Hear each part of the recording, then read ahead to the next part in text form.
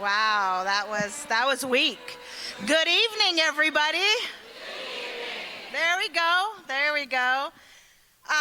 Well, welcome to our first keynote of the SPSSI conference.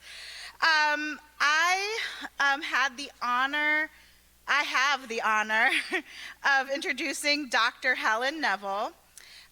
She asked me to keep this short, so I will oblige her and read the introduction that she sent me, but I might have to add a little bit. So Dr. Helen Neville is a professor of educational psychology and African American studies at the University of Illinois at Urbana-Champaign.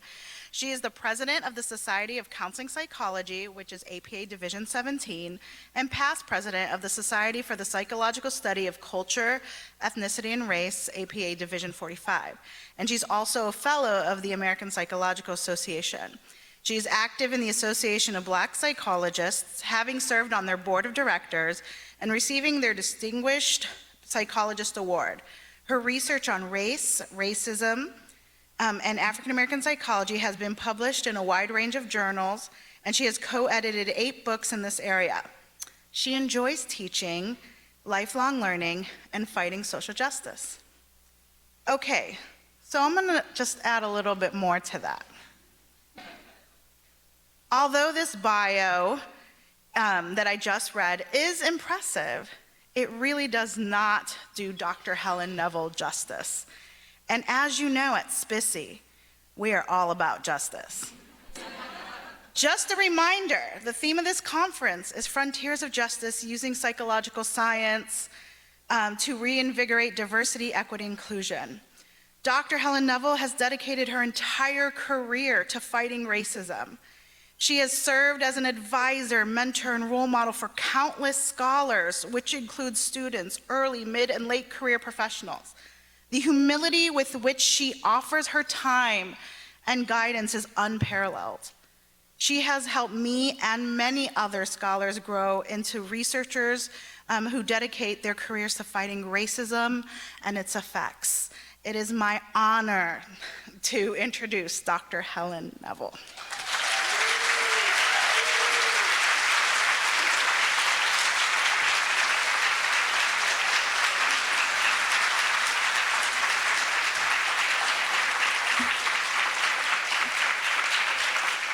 Wow, thank you so much, Dr.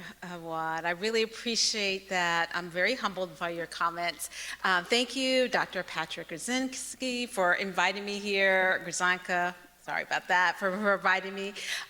It was really kind, and I just can't believe how you have grown up to watch you just blossom from a doctoral student who was completing your internship at the University of Illinois to now being a stellar scholar and leader and full professor in such a short period of time, a visionary scholar. So I really appreciate you. Thank you so much. And I also want to thank the conference planners, Dr. Gigi Awad, and also Sarah Herman as well. Thank you for the invitation.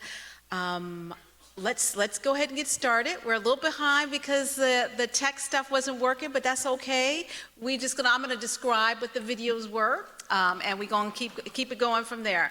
I have this Indigenous symbol here, which is B, which literally means somebody should not bite somebody. And essentially, nobody should bite the other. It's a symbol of justice and fair play and freedom and peace and unity and harmony, which I'm hoping this whole idea about looking at racial justice is captured.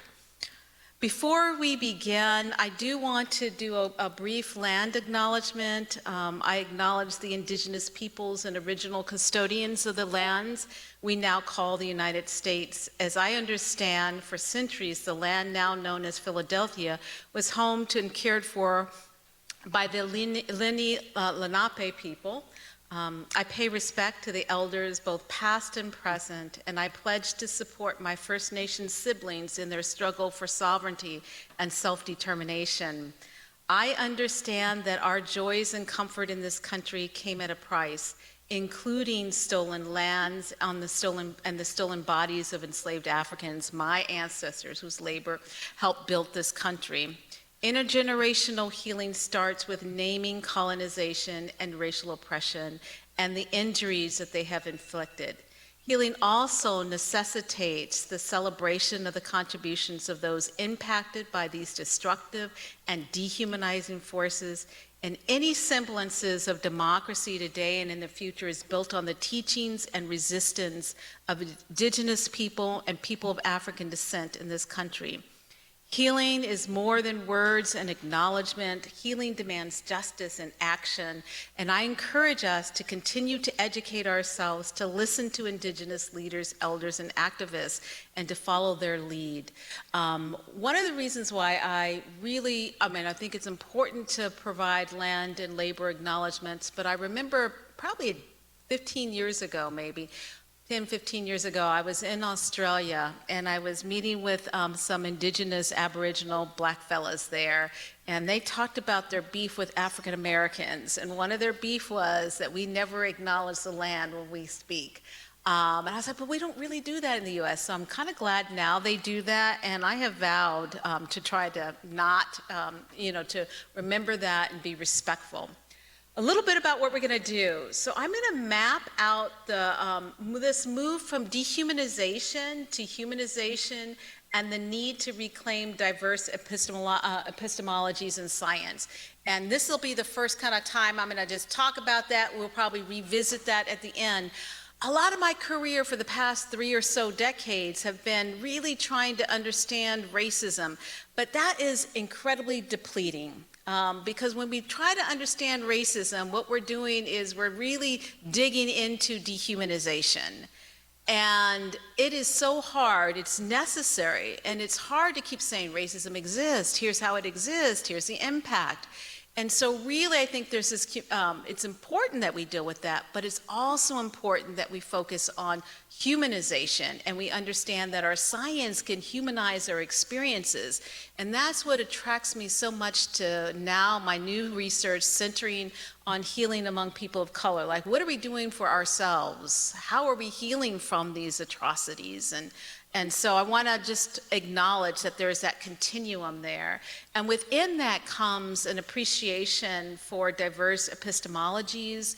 And so I know now we're talking about diversity science and psychological science in diversity or whatever it is. And I always have this like, do I really even connect with the word science? I want to, and I know some people decolonize it, but I don't know if it's I think we can transform things. I think that there's so much more to knowledge and knowledge generation. It just doesn't have to be called science. It can be called something else, but that's another thing. So we're also going to talk about defining key terms, naming racism.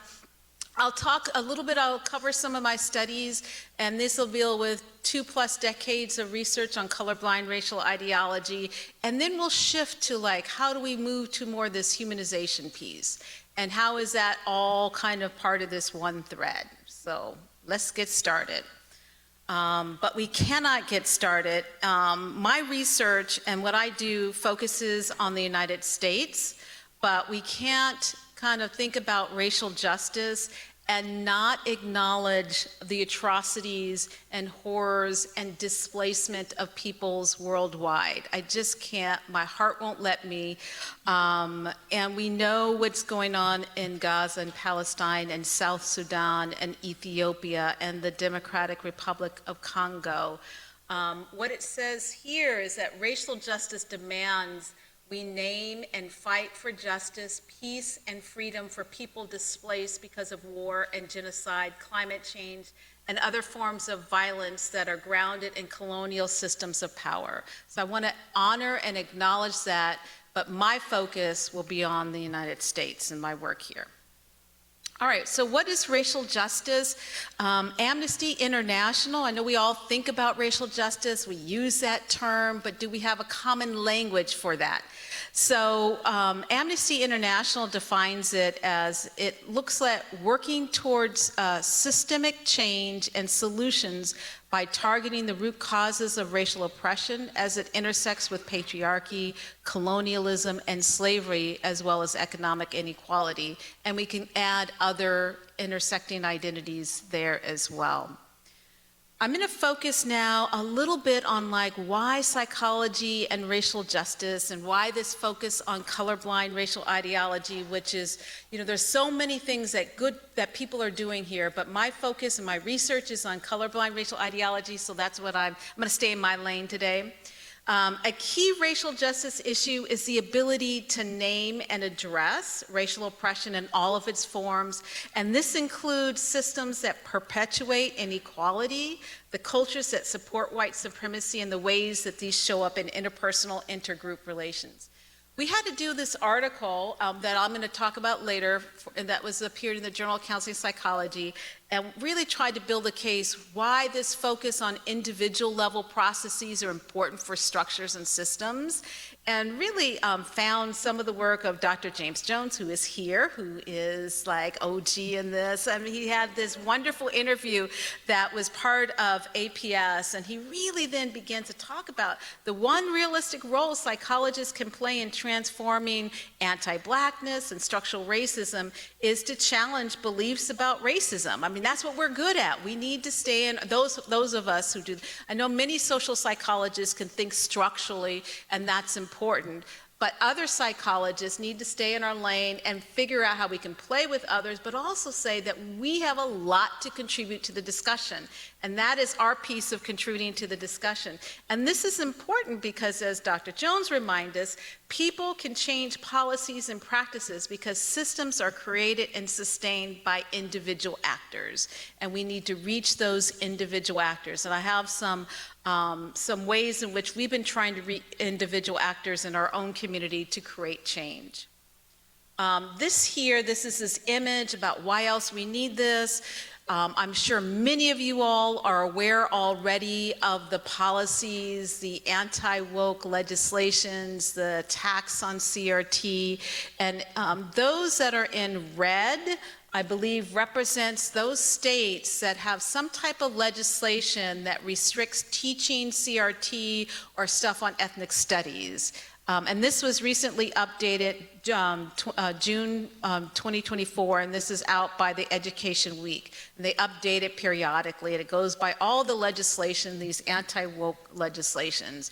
That's a lot, you know.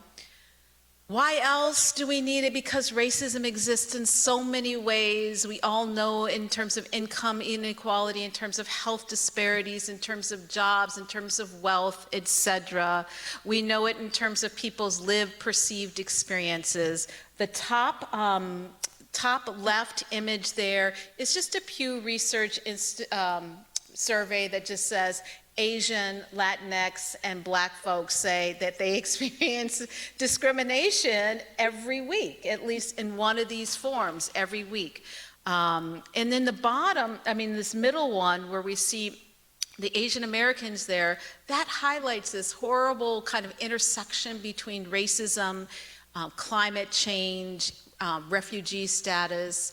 During Hurricane Ida, New York was hit with the hurricanes, and they had these policies where immigrants were renting these basement apartments. And it so happened that these most immigrants that was renting the basement apartments were Asian refugees or immigrants, and those were the ones that continually flooded, and these individuals died. So this is an intersection of climate change and racism and policy and how it impacts us.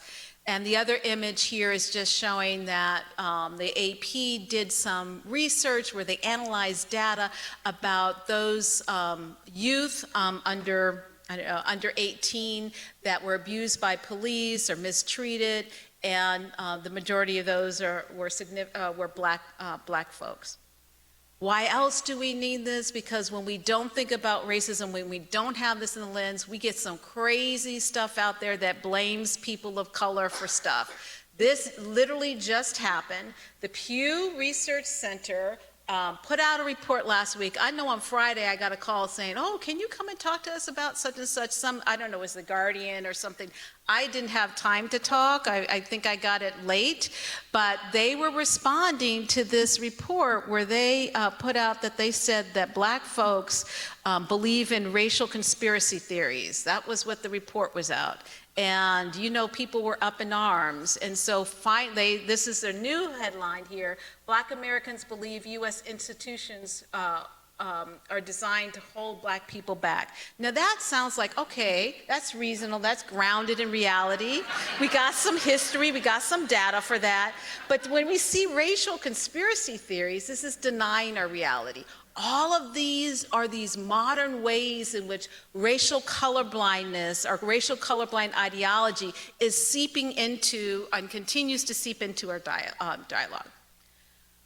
All right, so now I'm going to talk about some research that we've been doing on colorblind racial ideology.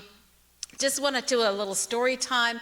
Believe it or not, I've been doing this stuff since like the late 90s, right? I remember teaching at the University of Illinois, no, I was at University of Missouri, Columbia, and I'm from LA, right? So I go to Columbia, Missouri. It's the first time in when I'm in a state with slavery, that had slavery. My first class of multicultural, I'm like, oh, we're gonna watch The Color of Fear. That's what we're gonna do. We're gonna have a little conversation.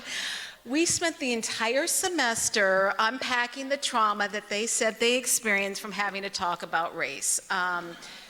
So I learned not to show it, but throughout those years, I learned that people started the class with like, racism doesn't matter, and they would end the class by like, I get it now. Now I'm challenging my parents. Now I'm seeing different things. And so it was through teaching this multicultural class to predominantly white folks in the middle of Missouri, a state that has slavery, that is predominantly white, and that I began to think about, well, what is this called? So I talked to my my partner's a historian, to historians, political scientists, like, what do you call this? And they said, we call this racial colorblindness. And I'm gonna just talk about how then my understanding of this differs in some initial ways that psychology understood it, at least at that time. But anyway, so I understand, and we'll get to later, as it really, racial colorblindness is unawareness of structural racism. That's like, so it really is this denial, minimization of structural racism. There's two quotes that tend to ground the work I do and my particular vision in this area, and it is one by Ida B. Wells Barnett. The way to right wrongs is to turn the light of truth upon them. And that is really what I think that our research can do, is to really shine a light on racism, its existence, and the impact that it has. The other is, not everything that is faced can be changed, but nothing can be changed until it is faced. And that is by James Baldwin. I'm going to get to talking a little bit about this, the meta-analysis we did with we analyzed 83 studies. I'll talk a little bit about the findings. But for those people who aren't colorblind racial ideology scholars, let me just define it for you for a while. I remember working with Gigi in our, I think it was 2014 or something, American Psychologist article. It was really fun for us to dig into the research and finding work by like sociologists, Ruth Frankenberg and other people. And here we're really thinking about, there's two ways to think about colorblind racial ideology. There's probably many ways, but there's two ways that she talks about it and that Gigi and I and our colleagues really agree with. And there's this color evasion piece, which is I don't see race. I don't notice what race people are. I don't see race. I don't know that you're Black. Those type of things. And then there's this denial of institutional racism or racial inequity. And that is an attempt to justify the racial status quo. And so racism, 1776 to 2008, some people send me that as like, oh, it's dead, we're gone, we are moving. Also at this time, I think I saw John Jost, who was here, yes, having conversations. John, you might remember that. I was like, John, what do you think about this? I would email him, he gave me feedback, so much love and appreciation, much love and appreciation. So here we also talk about the color evasion piece is the denial of race. It's a strategy to reduce prejudice, and its alternative is this multiculturalism. That was the goal. And so it's like, oh, this is a good thing. This is what we should be striving for. Whereas the power evasion piece is this denial of racism. It's used to justify the status quo, and it should be the alternative is color consciousness. There's 4 misconceptions that I think are important that ground some of this work that I just want to say out loud. One is that racial colorblindness is a good thing. Okay, I think so many people that we interview, even today when we talk to people, they're like, it is good to not think about race. Isn't that what we should do? And in an ideal world, yes, that would be awesome. But we don't live in an ideal world. We live in a world in which there's inequalities. Another piece is racism isn't as relevant today as it was during the Civil Rights Movement. We can think about COVID. We can think about what comes after. But talking about race and racism makes things worse. My kind of response to that is makes things worse for whom?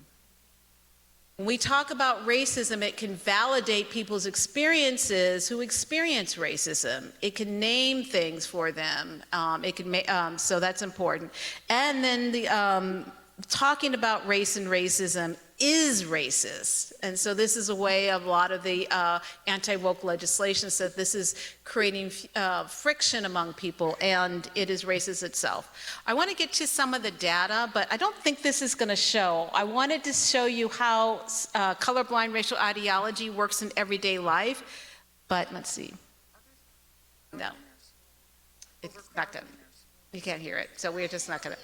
It's just a woman who was being interviewed, and it was, housing, and she's like, oh, the new legislation, we're not going to let people from Section 8 stay in your house. And she's like, they don't belong here. We're a different kind of folks. Just because millionaires have yachts doesn't mean I should have a yacht. So she goes on into it, and folks are just different. They're single parents. So all the coded language for race is there.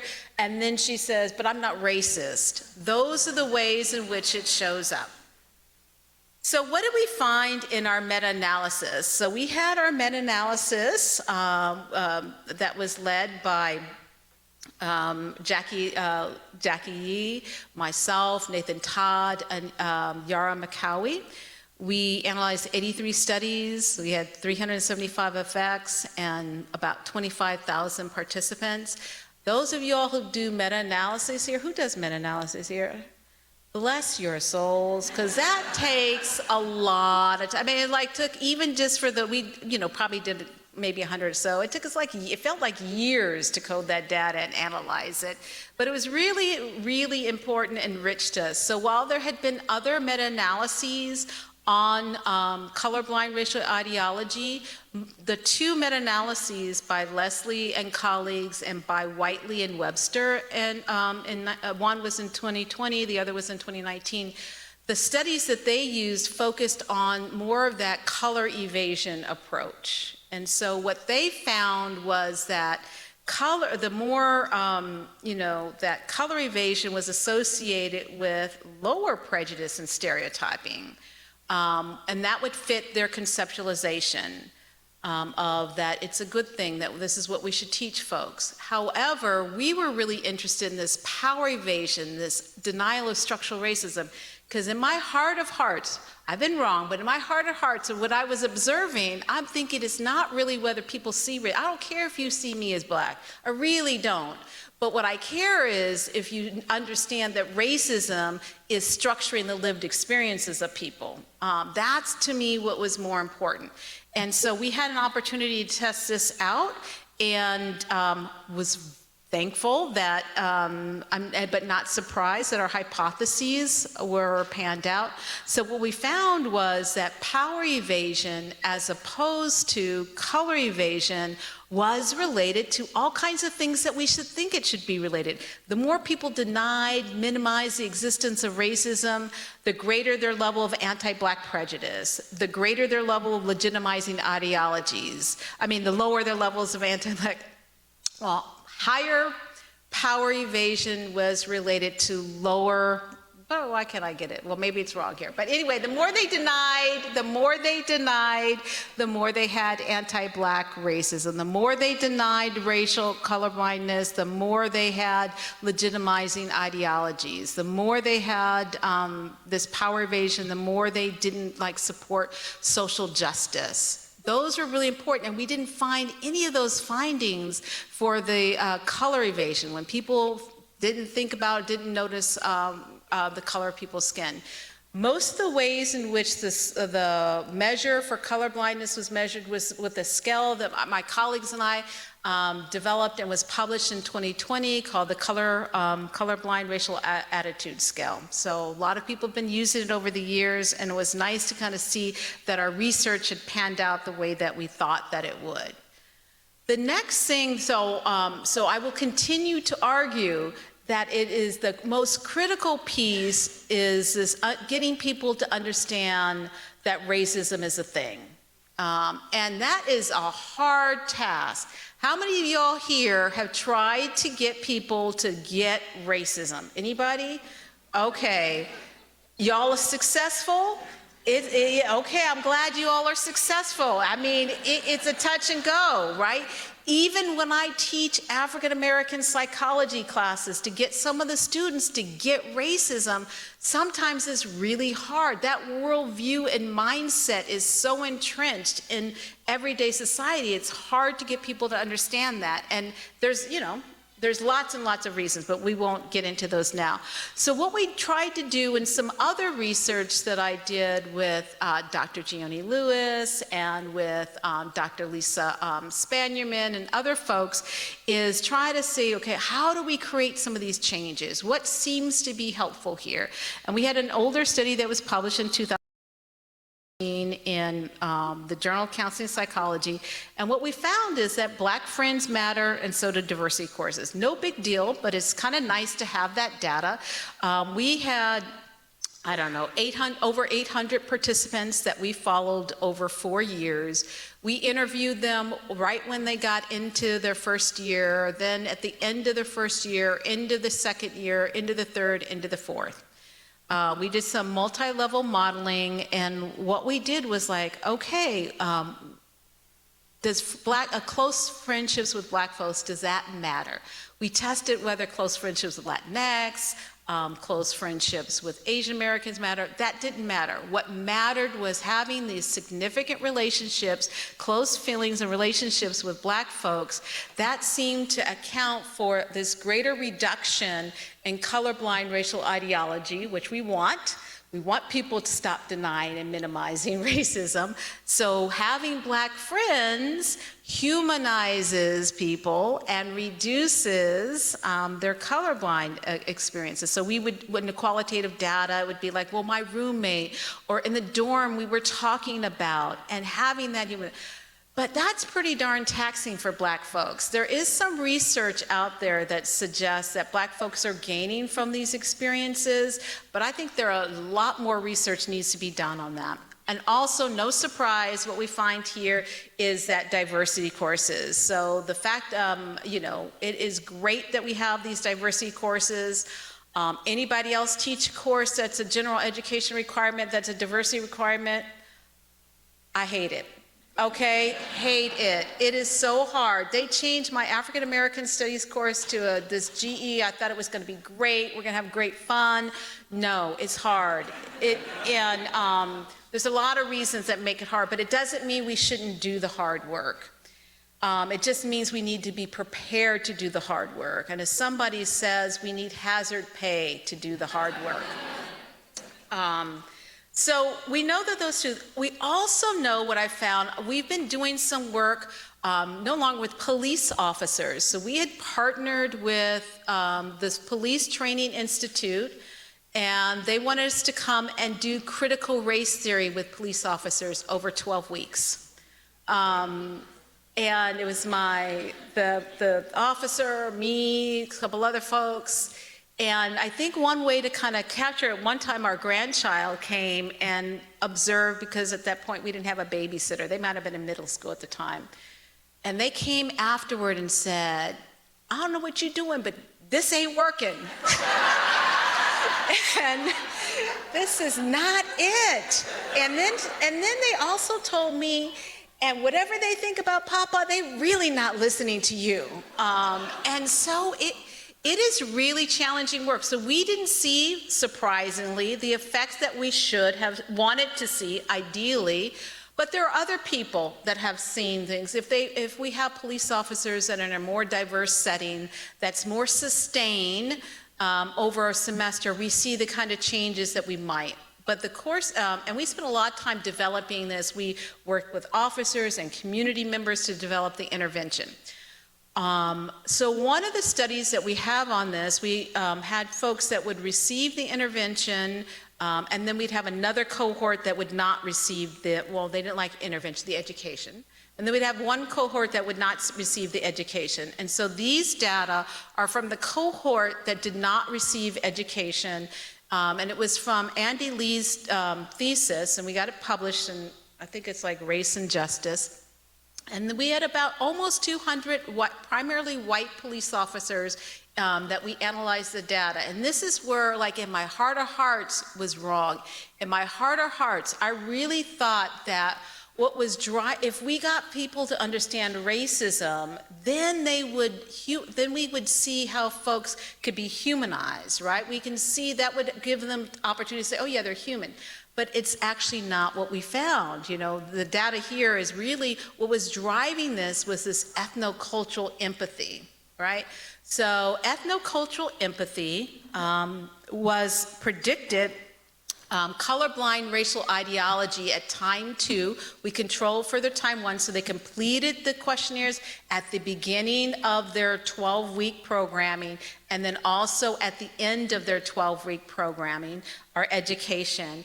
And it was ethnocultural empathy, whether or not they would laugh at jokes, how sensitive they were to people, how, you know, some of those empathic attitudes and behaviors that were leading to this change in colorblindness, right? So those were related to lower colorblind racial beliefs, lower levels of denial. But that relationship was explained again through Black friends, right? Not through any other friends, but Black friends. And so we see again the importance of the role of Black friendships in this. I'm going to talk a little bit about this colorblind racial ideology research and policy implications before I get to some of this really stuff that I'll kind of quickly go through, which is more the things that I'm finding personally meaningful that focuses on humanizing people of color, and that is the healing research. So some of the implications for this is to continue to provide policymakers with data on benefits of diversity education.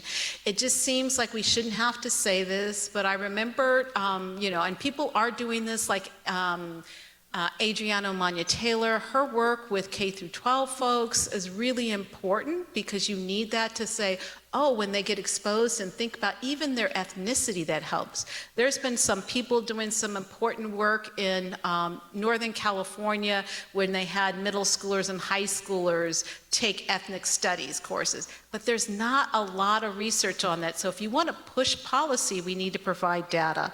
We also need those for, you know, college education as well. To create policies to foster direct and indirect, authentic cross-racial friendships. I want to do this in a way that doesn't tax people of color to have to be burdened.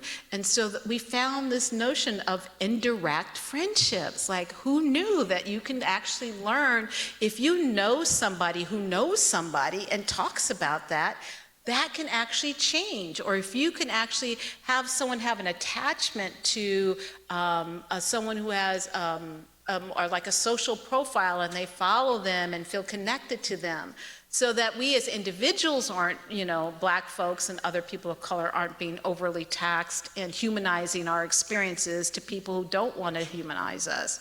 And so I'm just gonna skip to this, and then let me see if my little, it's not working. You hear that? Y'all can't hear, but I am from LA, so I had to play Kendrick for this. Just, we gonna be all right, but West Coast love at this moment. Just let us have our moment, folks. So, humanizing people of color experiences. So we recently, the past month or two, I worked with fabulous folks.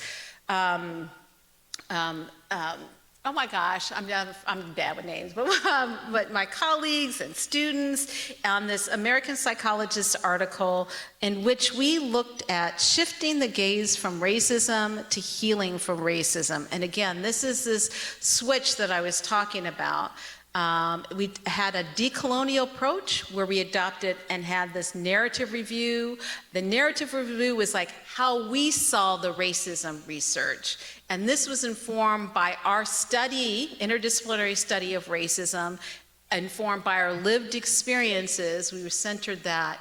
And then the next part was a systematic review of 372 articles on racism in the top 5 journals that were publishing on racism, okay? And those were Cultural Diversity and CDEMP, the American Psychologists, I believe. I can't really read them. Who can read? Journal of Counseling Psychology, Minority, Black Psychology. Read them there. Sorry, my eyes aren't as good as they used to be. And it took us hundreds of hours because we only had a couple months to write this. And we had to recode the data a couple times. So anyway, what we see here, we're running from at the top of that is Rodney King and the aftermath of Rodney King. The reason why we gonna be all right really is the notion of, yes, there's many ways that we've been dehumanized, and we can see that through the beating of Rodney King, and we also humanize ourselves through resistance. And that shows that, and the image at the bottom is after the killing of George Floyd and other killing of folks, and then the rising up afterwards. Those are a way to say the notion of Black Lives Matter is the way we humanize ourselves. And this is what we wanted to do in this role. So just a little bit about some of the trends. Not surprising, we see that over the 30 years, there was an uptick in experiences of racism, but particularly in those last 2 years. I was kind of surprised by that. And one thing that I did want to mention was after the killing, after the beating of Rodney King and the verdict in which there was the eruption, the conflagration, what happened 2 years after that? We see what Carol Anderson calls white lash, right? That's when the crime bill of 1994 gets published, right? Anytime we shine a light on racism, people immediately after say, oh, okay, all right, we're gonna need to be more sensitive. And then we get the white lash, but the white lash is not an individual necessary, it's what the system does. So read Carol Anderson's work. Then what happens after the awakening summer, was it 2020? Then after that, there was a awakening, and then we see the white lash again, and that is all of these anti-woke legislations, anti-DEI kind of stuff. So when we see advancement, we're going to see retrenchments. But this time, there's more of us in the academy who are on board. There are more of us out there that are educated about these, and there is continued resistance on these issues. So that's really important. And so now we're seeing things like demands for reparations. We're seeing, these fight for DEI positions, but they're still there. So I would look at these as wins, an important win. So in here, we see in this one, bottom left, we see, so there's been a significant rise in, over time, in research on racism in these 5 top journals that publish on racism. And the largest increase is focusing on people of color. So that's kind of nice that the people of color's experiences are there. When I say that race matters, we also look at the data by racial ethnic group, and then we kind of look at people of color and white folks as well. We kind of look at those combined. So of course, the research on white folks, hopefully they're not talking about their experiences with racism. The research on white folks are talking about colorblind racial attitudes, notions of white supremacy, white privilege, cost of racism to white folks. That's what that research is talking about. The research on people of color, we also did, Jarrett Lewis, my colleague and collaborator here, who's brilliant, figured out the analysis with the qualitative kind of data and the quantitative data, and we clustered things and really found that for people of color, what we were doing was having experiences of our own experiences with racism, but how those were associated with depression and anxiety. And so there was these clusters that they were associated. Mostly the research focused on depression and anxiety, but there was a whole range. And then the next image over there is just some of the themes that come up when people are talking and theories.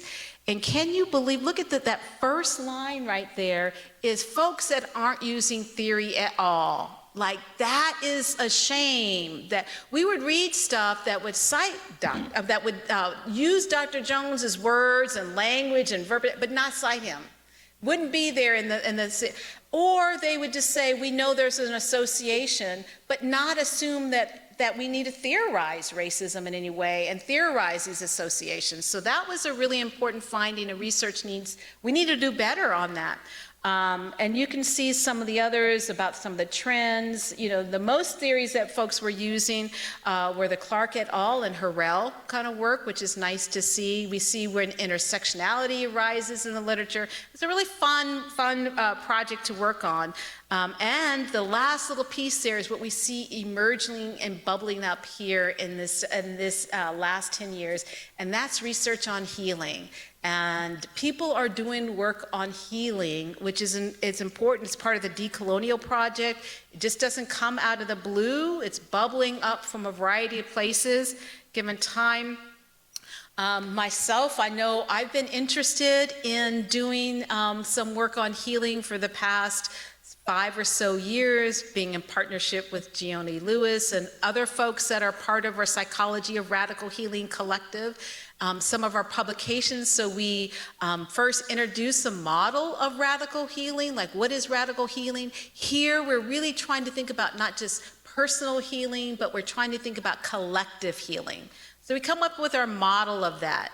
Then we decide to delve deeper into one aspect of the model, and let's complicate that since it's newer.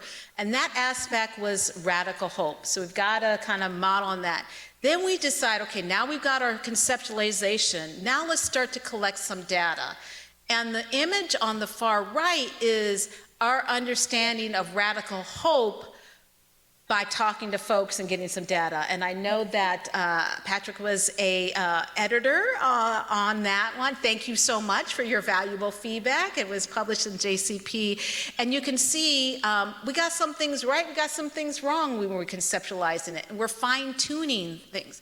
Now we are in the process of collecting data for a radical hope scale. So this is just kind of how work should do. Let's theorize, let's get to the ground, let's think, let's build up, let's talk, let's collect some empirical data. What I wanted to leave you all is also talk about a case example. The videos don't work. I'm a little disappointed, but it's all good because we ran out of time to really even listen to them.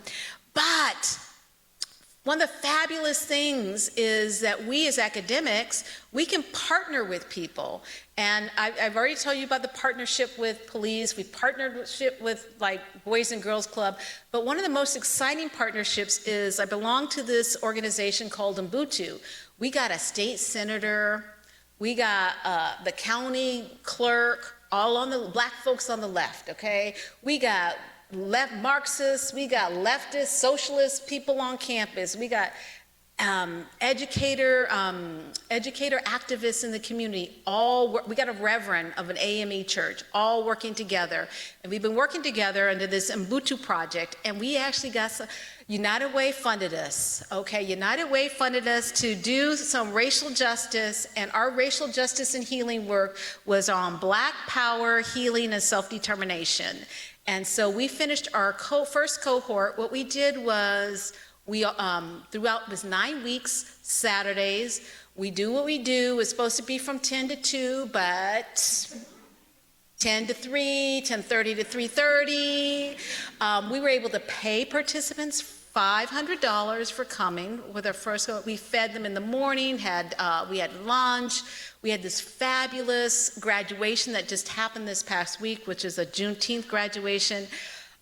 We had about 17 people participate, 14 people graduated over the 9 weeks, and I had these testimonies here that I really wanted you to listen to. But let me just summarize quickly. This first person is Chris. He's the only white person everybody else was African American.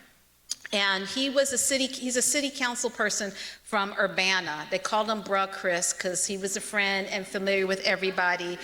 And in this, he talks about this, he outlines what he got and the importance of having space for Black people to understand Black power, healing, and that he is going to fight to get funding, a building, whatever needs to happen. So this is somebody in a policy-making position.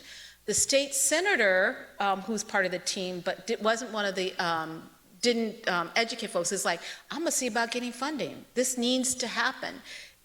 This other person here, I wish you could see him talk as well. So he's dealing with how am I going to use this information? And his whole thing is about healing. So he's going to organize community healings, talk to people in the community, and from their perspective, what's going on in our community? What do we need to do and focus on healing there? And then the last woman is talking about her own healing through the process. So these are ways to build knowledge and research and share out that with our community. We got to remember, why are we doing the work we're doing? I am not here so that people can read my articles and journals. I'm here to transform the discipline and to help my people. That's why I'm here. I don't know why you're here, but I encourage you to reflect on that as well. Okay, and this is just some more look how much fun we had at graduation. I won't go through some of these because I really want to save some time for questions. The one thing that I will want to leave people with is this notion that we need to establish reparation exploration groups. We need to get our data there. It needs to be part of interdisciplinary work. We already had folks like Cheryl Grills, who worked on the final report for California's work in this area. But also, if you all know, the United Nations talk about rehabilitation as being a component of reparations, and that means healing work. And hopefully, if you're a psychologist, you're down with healing work. And we had some wins in this area. In Chicago, a few years ago, they had the John Birch case, and what he did when he was police commissioner, he tortured hundreds of Black people, and they got, Black men particularly, and they got reparations for that. And within the reparations package came counseling, career counseling for them, their families, community college education. Those are the kinds that we're thinking, and we need data to help that. We need psychologists in the room to help interpret those types of data.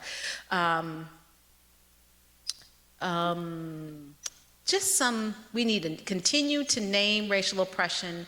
We need to gather sound data to support the deleterious effects of racial oppression and the buffering effects. So we're not just victims. There's ways in which we can counter that. We need to develop, implement, and evaluate interdisciplinary healing interventions. And when I talk about that, I really mean having historians, literature people in the room, in addition to scientists and other folks.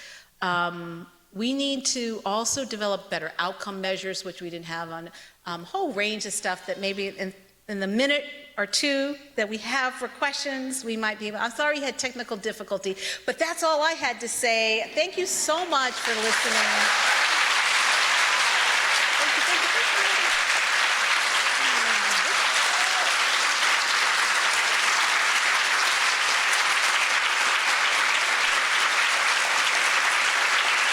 Thank you for the love. Thank you. I appreciate the love, I do. Hey, one or two questions. I know folks want to, it's been a long day. We do not have to have questions, because we at time. I'm happy to chat with people afterwards, and we can hang out here for a little bit after. People want to go. I could read a room. I could read a room. People ready to go. I'm gonna be here afterwards. If you want to come up, let's continue the conversation.